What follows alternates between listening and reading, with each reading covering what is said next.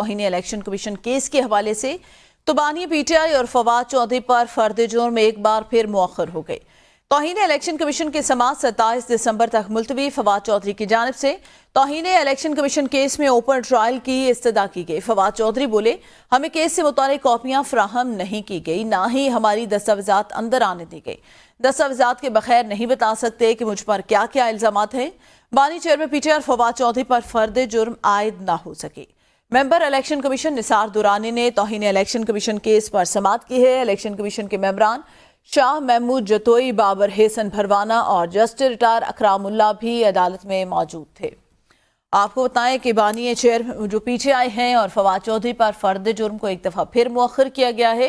तौहीन election commission का ये case है जिसमें फवाद चौधरी की जानिब से दरख्वास्त दी गई थी कि इस केस की समाअत को ओपन कोर्ट में रखा जाए, जबकि इस समाअत को बगैर किसी जो फैसला किए 27 दिसंबर तक के लिए इसको मुलतवी कर दिया गया है। तौहीन इलेक्शन कमीशन का केस है। बानी पीटीआई और फवाद चौधरी पर एक बार फिर फर्द जुर्म को मुअख्खर कर दिया गया है। आपको बताएं कि तौहीन इलेक्शन कमीशन की जो समाअत है वो 27 दिसंबर तक के लिए उसको मुलतवी किया गया। इब्राहिम अब्बासी मजीद आगाह करेंगे। जी इब्राहिम, बताइएगा तौहीन इलेक्शन कमीशन की समाअत जो है वो 27 दिसंबर तक के लिए मुलतवी की गई है। जी बिल्कुल, इलेक्शन कमीशन की जानिब से जो तौहीन अदालत केस था, जो बानी चेयरमैन पीटीआई और फवाद चौधरी के खिलाफ उनकी समाअत आज अडयाला जेल में हुई है। 4 रुकनी बेंच जो था इलेक्शन कमीशन का, उसने जाकर अडयाला जेल के अंदर जो है केस की समाअत की है।